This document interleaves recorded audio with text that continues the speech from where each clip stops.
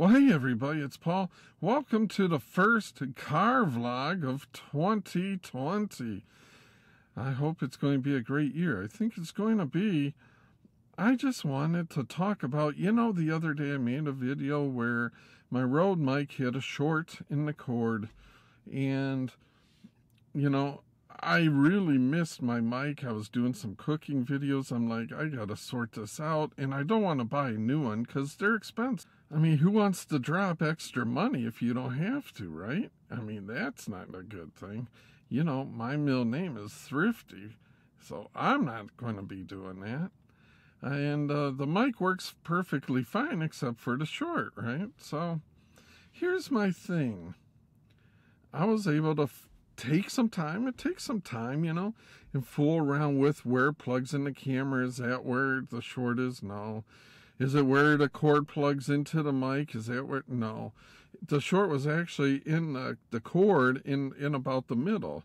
So I'm like, okay, I got plenty of extra cord. All I got to do is snip, splice the two together, a little bit of solder, a little bit of shrink stuff, and be good to go. Be good as new, right?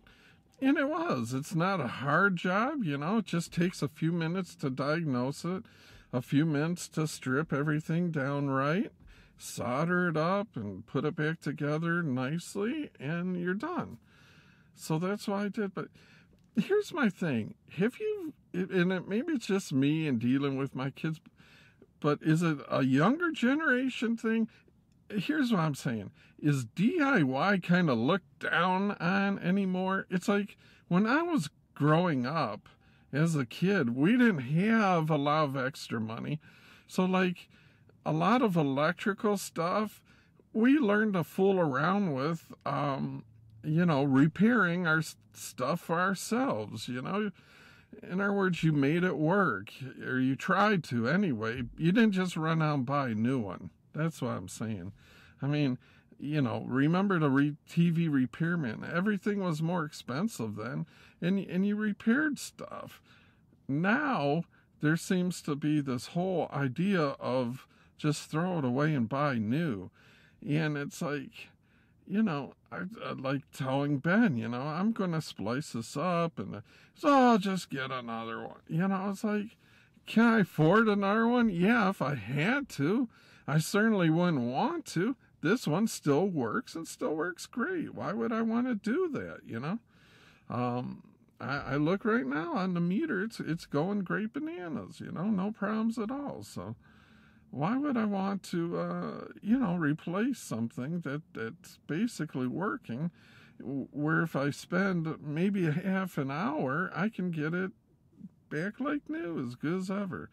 It's just, maybe it's a generational thing, but I don't think so. Even sometimes, like, people just anymore, they don't even want to seem to learn or to change their own light bulb. It's like it's looked down on. It's like there's this whole mentality that, oh, you have to be a licensed, electrician to change a light bulb. Or, I mean, there's certain things that you don't want to fool with if you don't know what you're doing and get zapped and killed, obviously.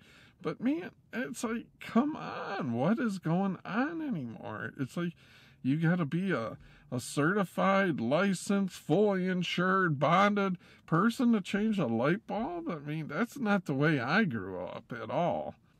So I guess my question to you all is, am I just way out on left field and kind of crazy on this? Or have you guys do you feel like people should just always call the expert, I mean, I guess I'm just a DIYer, I can't talk, DIYer, I like to do things like, and I understand people don't have the time, or, that all comes into it, but I enjoy doing some work myself. I mean, I can mow my own grass. If you pay for somebody to mow your grass, it's great. I'm not against that. I'm just, for me, I can still mow my own grass. There's certain things that I can do, I mean, I like the house. I did pretty much everything on the inside, from the insulation. I did the wiring. You know, you have to know what you're doing. If you don't know what you're doing, but you have to pull the permits and have it inspected and all this good stuff. I did the finished plumbing. You know, I can paint, I can tile, I did all the hardwood floor. I mean, I did a lot. That's all. And it's like, it's all still there. Nothing's, you know, the only problems I've ever had is stuff that I didn't do that I had somebody do, you know. It's like I didn't install the windows, and I've got 3 windows that bind, you know, that weren't installed properly. So anyway, it just seems to me like DIY in a lot of aspects is kind of like a dying breed. I mean, it's not gone yet.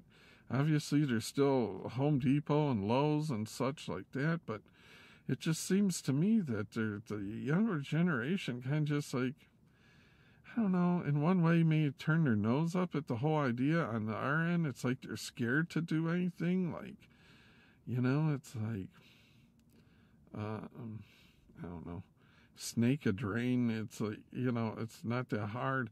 You don't have to pay $300 to a plumber. You can, you know, there's just some basic things you can do for yourself. It's like, you know, you get one of those plastic, you get one of those plastic things that pulls out the hair, say that's gone down the drain or whatever, you know.